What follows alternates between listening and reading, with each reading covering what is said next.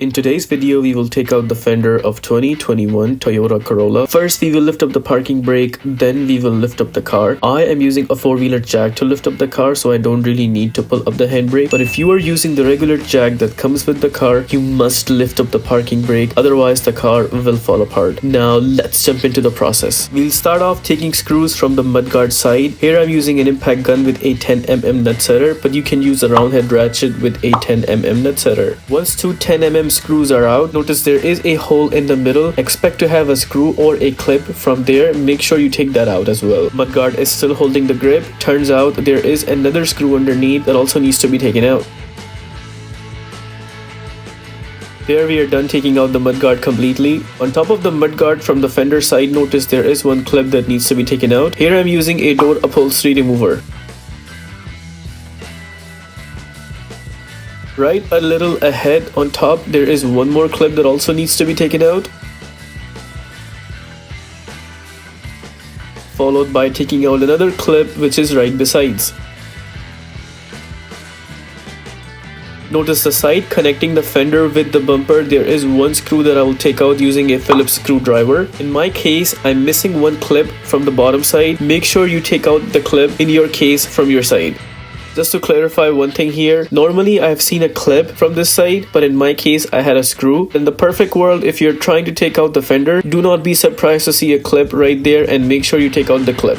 Moving ahead, there is one more clip at the bottom side that also needs to be taken out. Now we will slightly pull the bumper from the edge.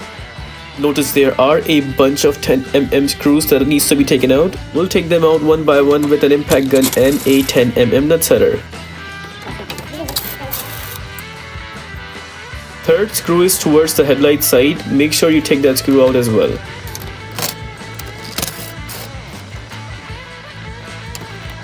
Screw is out and we are done from the front side. Now we will open the door. Notice towards the rocker panel side, there is a hole and there is a screw inside the hole. In my case, I was missing the screw in that hole, but in your case, make sure to take out the screw from that hole first. Once the screw is out, then we will try to make some room towards the rocker panel side. In my case, I had a wooden piece to put there. In your case, you can put anything there as long as it doesn't damage the actual body of the car. Now, in my case, the car had an accident, so these two clips are already taken out, but in your case, you have to take out this clip which is right here, and you also have to take out this clip to reach this screw. And once you take out these two clips, then you jump onto this middle screw. But since I'm working on an accident car, I was not able to demonstrate that process. And the tool that you will be using to take out these two clips would be the door upholstery remover. Now I will jump on taking out that middle screw. Here I'm using a 10mm wrench. Once the screw is out, also expect to have another screw which is right there. In my case, I'm missing that screw, but in your case, make sure to take out another 10mm screw from the edge. Now I will safely remove that wooden piece and also close the door.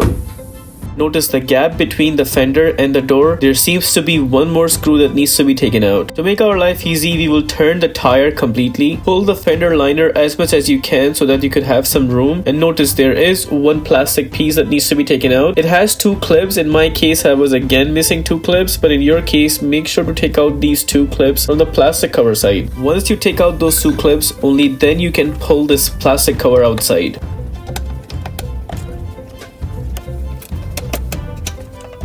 Once that plastic cover is pulled out, then you would notice there's that 10mm screw that's hidden behind. I tried to take that 10mm screw, but I noticed the section where that 10mm screw is attached is actually broken. So there's no point for me to take out that screw. But in your case, you have to make sure to take that screw out. Otherwise, you would not be able to take out the fender. Just to show you guys, this is the place where it is broken from. And it is situated right here, and you have to take it out. Moving ahead, take out the plastic trim cover right beside the side mirror. Cover is out. Notice there is a 10mm screw that needs to be taken out.